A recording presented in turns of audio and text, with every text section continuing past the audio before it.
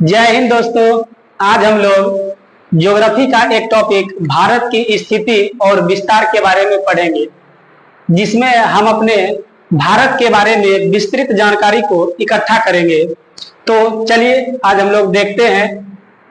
सबसे पहले भारत की स्थिति और विस्तार में हम लोग अपने भारत के बारे में जानेंगे कि भारत कहाँ है, उसको हम लोग वर्ल्ड मैप पे कहाँ ढूंढ सकते हैं। तो चलिए शुरुआत करते हैं। ये हमारा पृथ्वी है।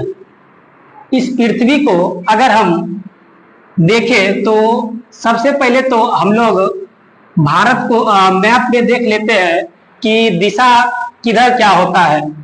तो अगर हम लोग मैप पे देखेंगे तो उत्तर जो होता है ऊपर की तरफ होता है, और दक्षिण जो है नीचे की तरफ, और दाहिना साइड पूर्व की तरफ, और बावां साइड पश्चिम होता है। इसी के आधार पे हम लोग मैप पे दिशा का निर्धारण करते हैं, जिसमें यदि हम अपने वर्ल्ड को देखें तो यह एक तरह से पूरा पृथ्वी है, जिसको हम लोग अगर काल्पनिक रेखाओं में दो भागों में बांटे तो ऊपर का भाग उत्तर हो जाता है, नीचे का भाग दक्षिण हो जाता है। इस पृथ्वी को अगर हम पूरा एक गोला की तरह माने तो इसको दो भागों में बांटने पर ये गोलार्ध कहलाएगा। इसका मतलब है क्या ऊपर वाला जो होगा इसको हम लोग उत्तरी गोलार्ध बोलेंगे, और नीचे वाला जो होगा इसको हम लोग दक्षिणी गोलार्ध बोल सकते हैं। इसके बाद यदि हम अपने भारत को देखें तो भारत की स्थिति हम लोग कुछ इसी प्रकार से डिसाइड करते हैं। पृथ्वी को जब हम बीचों बीच से काल्पनिक रेखा के द्वारा खींचते हैं, इसे हम लोग विषुवत रेखा बोलते हैं। विषुवत रेखा के जब हम ऊपर की तरफ बढ़ते हैं तो हमारा भारत यहीं पे है, जिसमें हम लोग बोल सकते हैं कि अपना जो भारत का स्थिति है वह उत्तरी गोलार्ध में अवस्थित है। इसके अलावा यदि हम देशांतर रेखा की तरफ से अगर देखें तो भारत का जो स्थिति है पूरब की तरफ है, इसलिए हम ओवरऑल बोल सकते हैं क्या भारत का जो स्थिति है, यानी जो भारत है वो हमारा जो भारत है पृथ्वी पर उत्तर पूर्वी गोलार्ध में अवस्थित है। इसके बाद यदि हम भारत के अंदर जाते हैं तो भारत में टोटल 28 राज्य और 8 केंद्र शासित प्रदेश हैं, जिसके बारे में हम लोग जानेंगे कि भारत में 28 राज्य कौन सा राज्य कहाँ पे है और केंद्र शासित प्रदेश कहाँ पे है। तो चलिए इसको साफ कर लेते हैं। तो चलिए अब हम लोग देखते हैं अपने भारत में 28 राज्य कहाँ पे है। उसके बाद हम लोग फिर भारत के बारे में विस्तृत जानकारी लेंगे। यदि हम भारत में देखें तो 28 राज्य का लोकेशन जानने के लिए हम इसको दो भागों में बांट के पढ़ते हैं। इधर जो पूरब का साइड है इधर हम लोग थोड़ा सा हटा देते हैं तो इधर 8 राज्यों का समूह बनता है, और इधर जो कुल मिलाकर इधर 20 राज्य हैं। तो इसका मतलब हुआ इधर 20 राज्य हुए, इधर 8 राज्य हुए, तो टोटल 28 राज्य हो जाएंगे। 20 राज्य में भी हम लोग इसको तोड़ के पढ़ेंगे 9 राज्य और 11 राज्य, जिससे हमको समझने में आसानी होगा कि कौन सा राज्य कहाँ पड़ता है। इस मैप को पढ़ने से आपको ये फायदा होगा, इससे आप लोग लोकेशन के आधार पे पता कर सकते हैं कौन सा राज्य कहाँ पे है, या फिर उसके बारे में हम लोग विस्तृत जानकारी ले सकते हैं। तो चलिए हम लोग 9 राज्यों के बारे में सबसे पहले पढ़ते हैं। यदि भारत की स्थिति देखा जाए तो सिर्फ दक्षिणी को हम लोग अगर देखें, सिर्फ दक्षिण में, तो इधर कुल मिलाकर इधर देखिएगा तो इधर जो है समुद्र का इलाका है, इधर जो है अरब सागर पड़ता है। इधर साइड अगर हम देखें तो इधर बंगाल की खाड़ी पड़ता है, और नीचे साइड देखो तो इसमें हिंद महासागर पड़ता है। कुल मिलाकर हम बोल सकते हैं कि भारत का दक्षिणी हिस्सा जो है 3 ओर समुद्र से घिरा हुआ है। भूगोल में कहा जाता है कि वैसा भूमि का क्षेत्र जो 3 ओर समुद्र से घिरता है उसे हम लोग प्रायद्वीप बोलते हैं। अतः इस आधार पे हम यह कह सकते हैं कि भारत का दक्षिणी हिस्सा जो है यह प्रायद्वीपीय भारत कहलाएगा। तो इस प्रायद्वीपीय भारत में यदि हम देखें तो समुद्र से सटे हुए कुल 9 राज्य हैं, जिसका लोकेशन हम लोग मैप के आधार पे जानेंगे। तो अभी हम सिर्फ 9 राज्य पे ही फोकस करेंगे, इसलिए इधर को थोड़ी देर के लिए हम लोग मिटा देते हैं। तो यदि हम यहाँ से देखें तो इधर जो सबसे पहले जो यहाँ समुद्र से सटा हुआ जो राज्य है, इसका नाम गुजरात है। गुजरात के नीचे यदि हम देखते हैं तो यहाँ का बड़ा सा क्षेत्र जिसका नाम महाराष्ट्र पड़ता है। महाराष्ट्र के नीचे जब हम आएंगे तो यहाँ का राज्य जो है यह कर्नाटक पड़ता है। कर्नाटक और महाराष्ट्र के बीच का ही एक छोटा सा क्षेत्र यहाँ का जो राज्य है वह गोवा है। इसके नीचे हम लोग अगर देखें तो इसका राज्य जो हो जाएगा यहाँ पे केरल हो जाएगा। तो इधर अगर हम लोग देखें पश्चिमी तटीय क्षेत्र जो है, इधर से सटे हुए कुल 5 राज्य हैं, जिसमें हम लोग इसको याद करेंगे कैसे। तो सबसे पहले हम गुजरात से शुरू करेंगे और ऊपर नीचे करके याद कर लेंगे। जैसे सबसे पहला राज्य गुजरात हुआ, गुजरात के नीचे महाराष्ट्र हुआ, महाराष्ट्र के नीचे गोवा हुआ, गोवा के नीचे आपका कर्नाटक हो गया, कर्नाटक के नीचे केरल हो गया। पुनः हम इधर अगर बंगाल की खाड़ी की तरफ देखें तो इधर सबसे नीचे जो राज्य है इसका नाम हम लोग याद रखेंगे तमिलनाडु। इसके ऊपर जब हम जाते हैं तो तमिलनाडु के जस्ट ऊपर का जो राज्य है इसका नाम हो जाएगा आंध्र प्रदेश। आंध्र प्रदेश के जब हम ऊपर जाते हैं तो यहाँ वाला जो राज्य होता है इसका नाम है उड़ीसा। उड़ीसा के जब हम ऊपर जाते हैं तो यहाँ का जो राज्य हो जाता है पश्चिम बंगाल। तो कुल मिलाकर हम देखें कि पूर्वी तटीय क्षेत्र से कुल 4 राज्य सटे हुए हैं, जिसमें एक तमिलनाडु है, आंध्र प्रदेश है, उड़ीसा है और पश्चिम बंगाल है। तो समुद्र से सटे हुए कुल 9 राज्य देखिए, इधर 5 राज्य, इधर 4 राज्य। तो इसको याद कैसे रखेंगे, तो हम लोग ऊपर नीचे करके याद फिर से रखेंगे।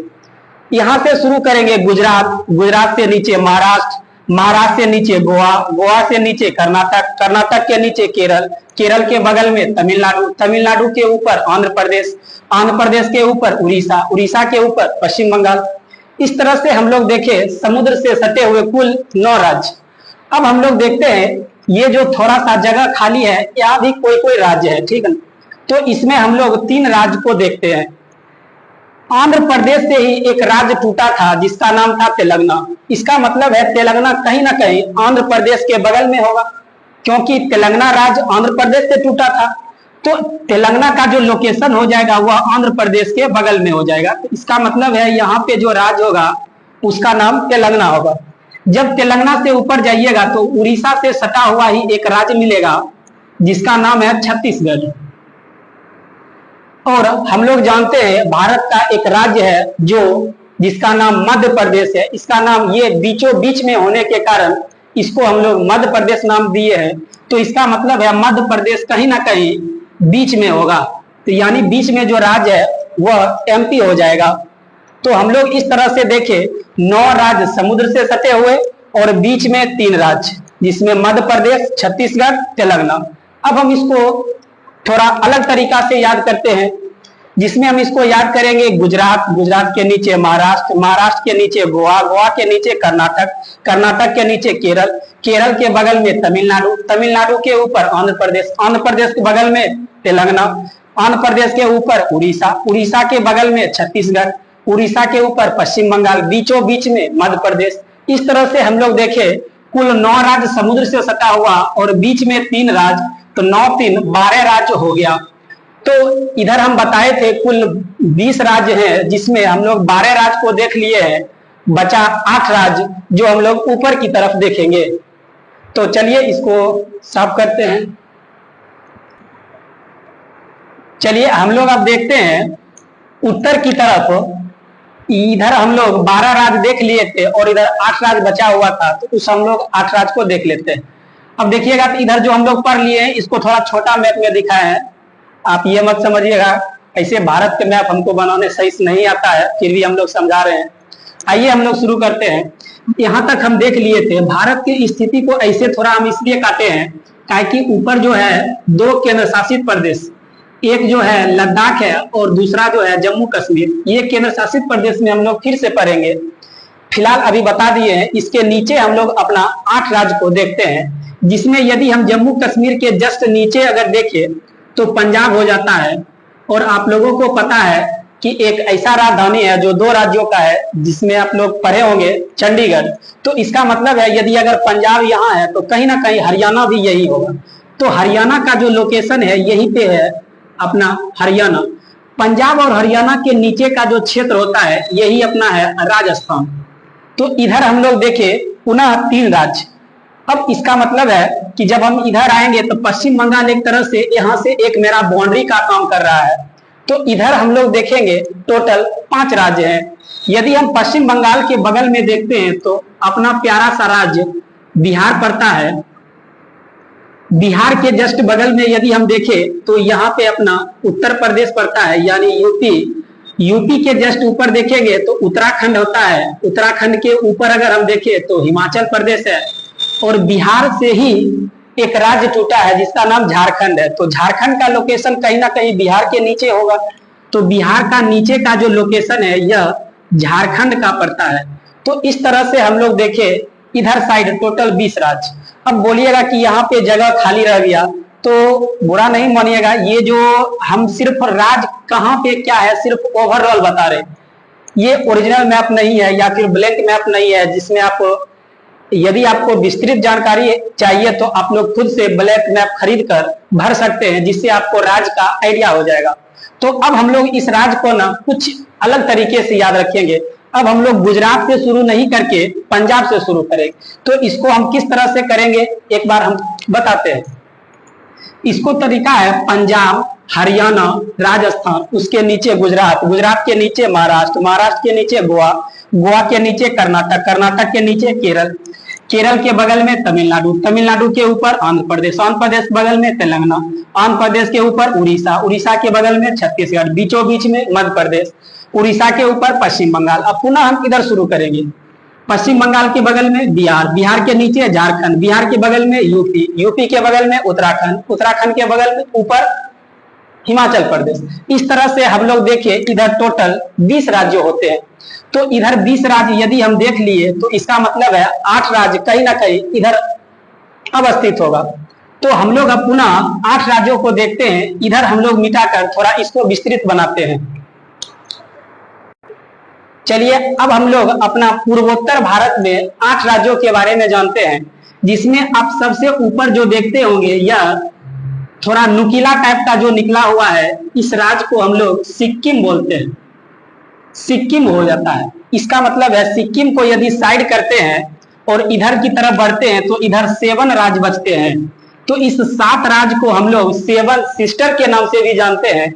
तो उस राज्य का भी हम लोग लोकेशन जान लेते हैं। सिक्किम के जस्ट नीचे आइएगा तो सबसे पहला जो यहाँ राज्य मिलेगा आपको असम मिलेगा। अब असम जो है सिर्फ ऐसे नहीं फैला हुआ, असम थोड़ा नीचे की तरफ फैला हुआ है। इसको मैप पे देखने से और क्लियर होगा। असम के नीचे यदि आप राज्य देखिएगा तो यहाँ का जो राज्य है यह मेघालय है। मेघालय में ही एक जगह है जिसका नाम है मासिनराम, जहां औसतन बारिश पूरे दुनिया में सबसे ज्यादा बारिश मेघालय के मासिनराम में ही होता है। जस्ट अब इधर हम लोग बढ़ते हैं तो सबसे पूरब में जो राज्य है यहाँ पर यह जो है अरुणाचल प्रदेश है। अरुणाचल प्रदेश, उसके नीचे यदि हम देखते हैं तो इसको हम लोग नागालैंड बोलते हैं। नागालैंड के नीचे का जो राज्य है मणिपुर है। और मणिपुर के नीचे हम लोग देखेंगे तो मिजोरम है। मिजोरम के जस्ट बगल में इधर जो हम लोग छोटा सा एक राज्य देखते हैं इसका नाम त्रिपुरा है। इसको 7 सिस्टर को याद करने का एक तरीका भी है। असम, मेघालय ऊपर नीचे करके याद कर लेंगे। अब मानिए कि इसको याद इधर अगर करना है हमको तो अरुणाचल प्रदेश, इसका मतलब है कि कहीं ना कहीं यह सबसे पूरब में राज्य है, इसलिए यहाँ पे सूर्य का रोशनी ज्यादा आता होगा। तो अरुणाचल प्रदेश में खूब ज्यादा गर्मी होता है। खूब ज्यादा गर्मी हुआ, ये सिर्फ हम आपको याद करने के लिए बता रहे हैं। खूब ज्यादा गर्मी हुआ जिससे हम लोग नंगा हो गए। नंगा होने के बाद या फिर हम इसको ऐसे बोल सकते हैं कि जब हम खूब गर्मी हुआ तो नाग निकला, और नाग जब गर्मी से व्याकुल हो गया तो वह अपना मणि को बाहर निकाल दिया और हमको मणि मिल गया, जिससे हमको मजा आ गया। मजा से हम लोग मिजोरम को याद रख लेंगे और मजा करने के लिए हम लोग कहाँ पहुंच गए, त्रिपुरा। इस तरह से आप लोग याद रख सकते हैं। इसमें हम लोग देखे इधर इस राज्य को हम लोग सेवन सिस्टर के नाम से जानते हैं। यहाँ का सिक्किम हो गया और यहाँ से पश्चिम बंगाल अपना बाउंड्री कर दिया था। और इधर हम लोग टोटल देख चुके हैं भारत के टोटल 20 राज्य और इधर जो है टोटल 8 राज्य। इससे स्पष्ट हो गया कि भारत में टोटल 28 राज्य। आप लोगों को क्लियर हो गया होगा। नेक्स्ट पार्ट में हम लोग थोड़ा सा केंद्र शासित प्रदेश के बारे में पढ़ेंगे और भारत की स्थिति और विस्तार हम लोग चैप्टर में इंटर हो जाएंगे। आज के लिए इतना ही, धन्यवाद। एक बात आप लोगों को से कहना हम भूल गए हैं कि अभी हम लोग YouTube पे नए नए आए हैं, तो आप लोगों को सपोर्ट की जरूरत है। तो आप लोग को अगर यह वीडियो पसंद आएगा तो एक बार लाइक और सब्सक्राइब जरूर कर लीजिएगा, ताकि आप लोगों के सपोर्ट की वजह से ही हम लोग और आगे इसी तरह का वीडियो लाते रहेंगे। पुनः मिलते हैं नेक्स्ट वीडियो में। धन्यवाद।